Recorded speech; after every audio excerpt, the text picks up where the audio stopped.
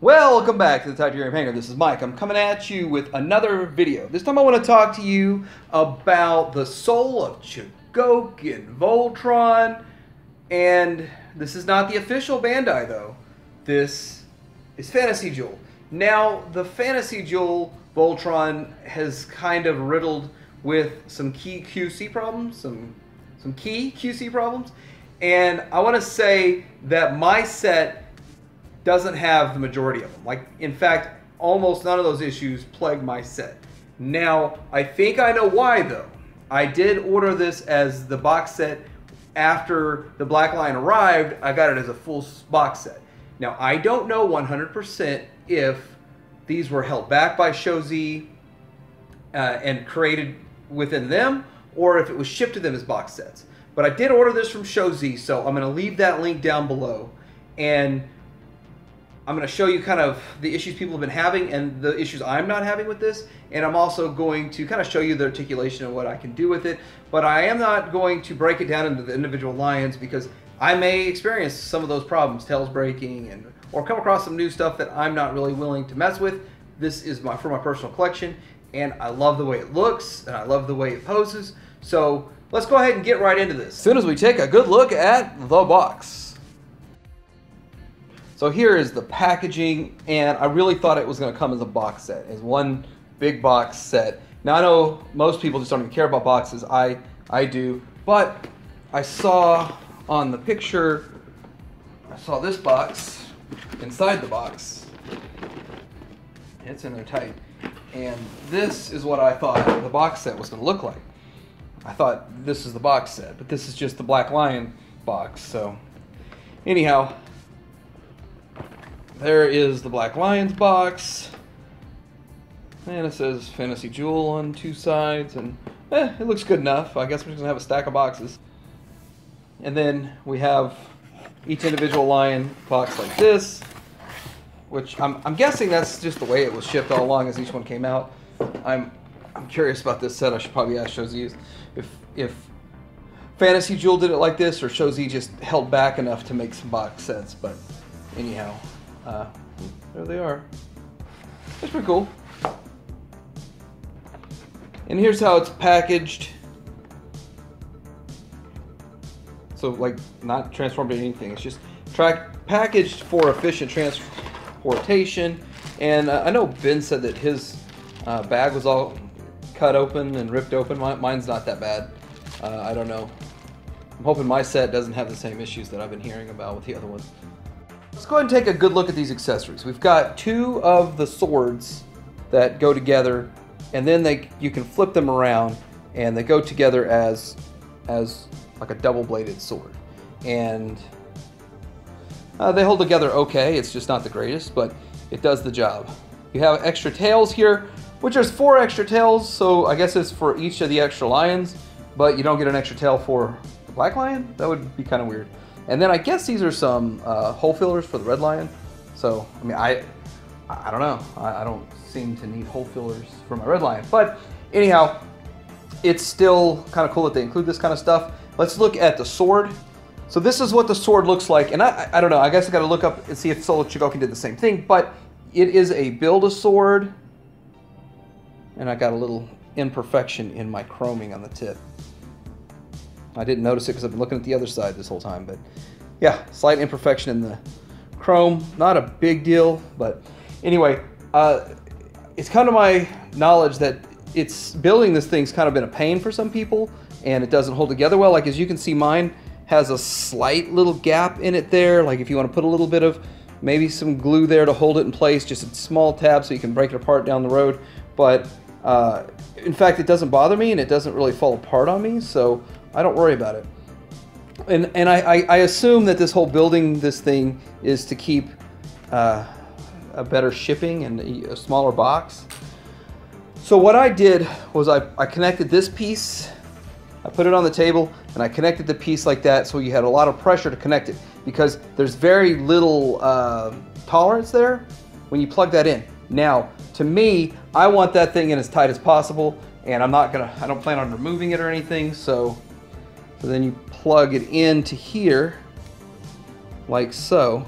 You flip that around so it looks like So you're building your sword, and the thing is, it's not hard to build or anything. It's just I was given a heads up from a good friend Ben at Ben's Collectibles, that this piece here is hard to get on once the sword's built. So since I've already had that heads up, it was nice and easy. And also, there's a piece that comes with it. I've already plugged it in. Before I plug this in, plug this piece in, and it helps you hold it a little better. So when you put it in the hand, it holds better.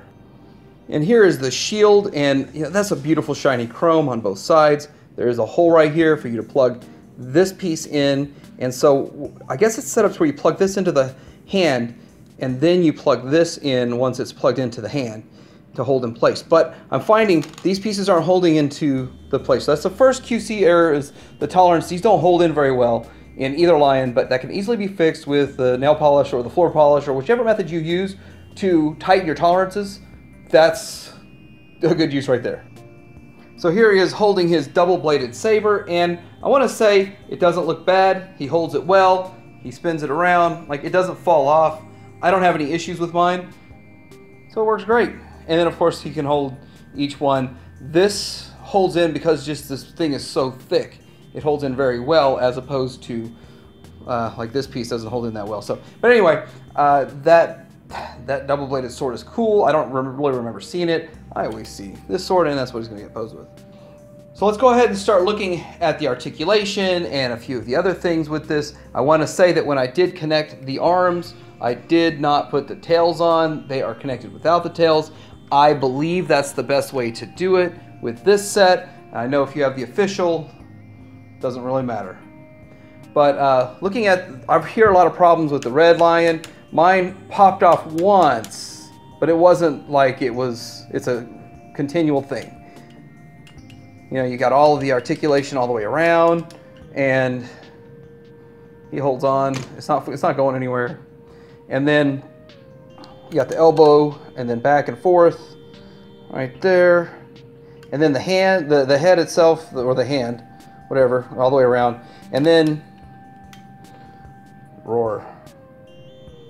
There's a little gun in there too. Now that gun is tight. The little joint that it's on is tight, and that helps hold the weapon too. Even though it may not tab in all the way, the shield or whatever, it'll hold okay. Now the head, you got you could probably go all the way around, but there's this piece in the back here. It probably just, I wouldn't go side to side, but yeah, you could go all the way around with it. I'm not going to risk it. It feels like the further you go this way, it starts feeling tight, like you're pushing too hard, and I know I don't want to break anything, but you can look up, you can look down just a little bit, and then you have to kind of pull it out of his chest to get more range. So really, that's as far as you'd go, and it looked good. But that's all I need, that's enough. Then looking down, the green arm, same, feels good. It's a little wobbly, but it feels good. Doesn't feel bad. And I'm thinking that maybe they did another run of these and they fixed whatever the ratcheting system is in there. And I do have the locks in place so the chest doesn't move, because I hate when you move your arms and your chest moves. That is just, to me, that's the silliest thing.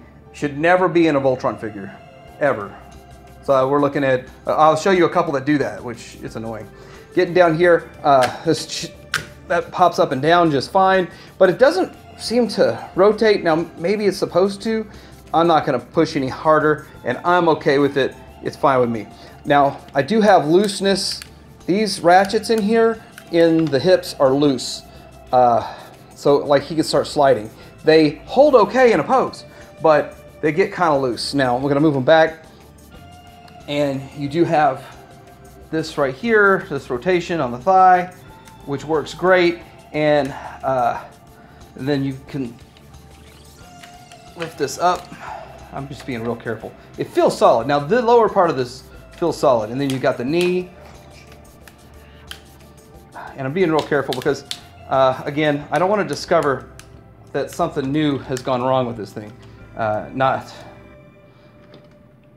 because I know that a lot of people have had some issues. And now I had some issues getting them in. I felt like I had to force it too hard to get it into the lion. Watching some other people do it with official, it just slides in smooth like butter. These were, where I'd have to say, I was forceful with them to get in there to hold solid. And I don't like that. Moving down to the feet, Now the head moves, and this is another weak point. So in mine, the ratchets are weaker than I'd like, but the heads, these things pop off too easy.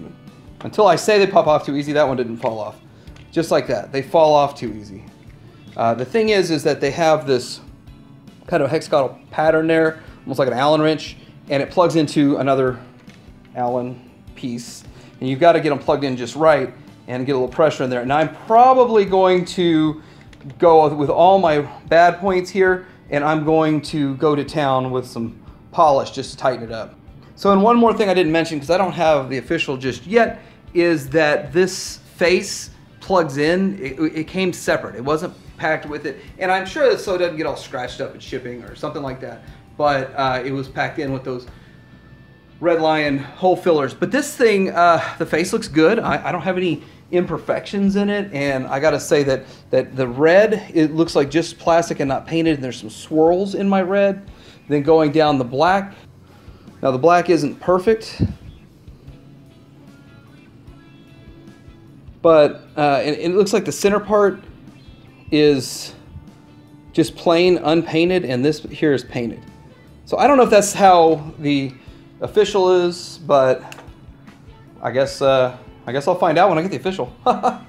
Anyhow, I've heard a lot of people having issues with paint here and paint here. I have one small section, and no, I don't even see it now. Thought I had a small section on one of these belt rings that kind of was scraped off. But I'm okay with that. The chrome on the arms is shiny. I'm okay with that.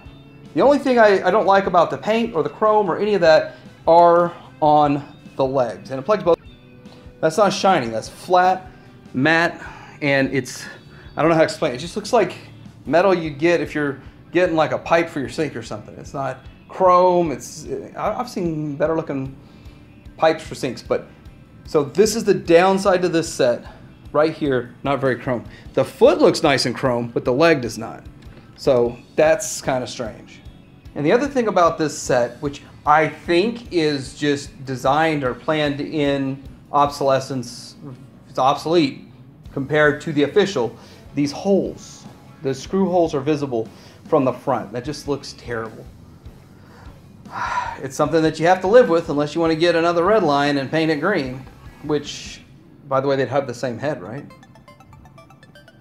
Here he is from the back, and as you can see, of course, the arms have that nice chrome. I forgot to flip the wings up when I was showing it a little earlier, but everything looks fine. It looks fine, it looks good. I don't see really any issues with it, so the wings themselves, all the red seems to have swirl marks in it. That would be stress, but hey, I'm happy with it. Alright, so here he is next to good old-fashioned Go Lion from the 80s, an original, and as you can see, the old one still holds up real well, but this one does look really good next to it. Let's get rid of that glare. But yeah, you can see the difference between them. Like, I've always wanted more articulation. This guy with more articulation, just a little bit sleeker, slimmer profile. And looking at that, I mean, it accomplishes it. It accomplishes it very well. Thinner right here than right there. The belt just looks good. And then with the proportions, with the higher, bigger legs, it's kind of the same way Chikara is going with their Masterpiece line, and just looking more tuned. This guy looks great. I mean, I know it's a copy. I know they didn't really do the engineering, but it still looks good, and for like 205 bucks, not bad. Here he is next to Toynami, and I don't know what year Toynami this is. It's just one of the Toynami ones, and I have to say that people really bash on the Toynami, but after having this one and messing with this one, even with the issues, the few issues I have, and knowing the issues other people have, I still think that this is way better than this, and I still kind of understand. A little bit too skinny in the middle though, like he has been doing too many sit-ups over here with Toynami, but it's still not a bad one, to say the least, and very affordable these days. I think you can get one for about 100 bucks. Here he is next to Trendmasters, in which Trendmasters is almost just a plastic copy of the original 80s Go Lion, but you can tell, usually just looking at pictures, because of the way these things look, right here, and then the arms have no articulation in it. But yeah, this is the 1998 Trendmasters. This is the small plastic version, and not the classic version. Okay, and here he is now next to the Miracle Metalworks version of the die rugger, and I think that looks good, and it gets me excited for the SOC die rugger, Vehicle Voltron. So I actually just prefer Vehicle Voltron, but those two look great together. That's how they're going to get displayed for me, and just, man, that next SOC looks good. Let's get into start comparing to some of the bigger boys. Okay, because we had to widen the shot here so that we could get it all in there. Went ahead and go ahead and do two comparisons. So this is the Panache Place from the 80s, which, as you can see, the chest, we lose the chest. I hate that. I hate that. But that sucks. But coincidentally, this one over here has the same problem. You have to move. No, we're talking about your chest. You have to move the chest to move the arms. I hate that. I just hate that. You don't have to with this, by the way. But this is a very good looking figure, aside from the arm chest moving thing, and then the fact that after you form it twice, then they all have trouble detecting which one's in and staying together with all the phrases right. But it's still an awesome looking one. The electronics are cool if they'd work right all the time, but they don't always work right.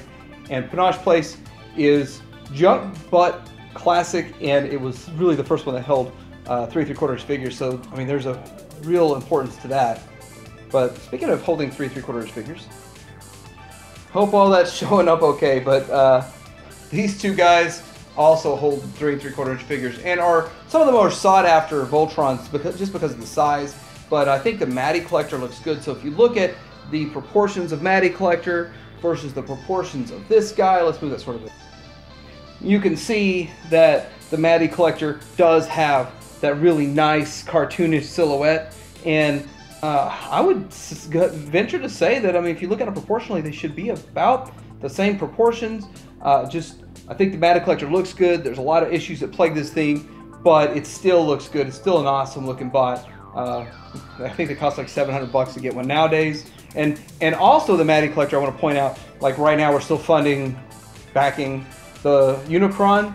This Matty Collector was done kind of the same way, but it was actually, you got one line at a time mailed to you, and I think you bought it, you backed it or whatever, and then they charged you as each line was made. I think that's how it went.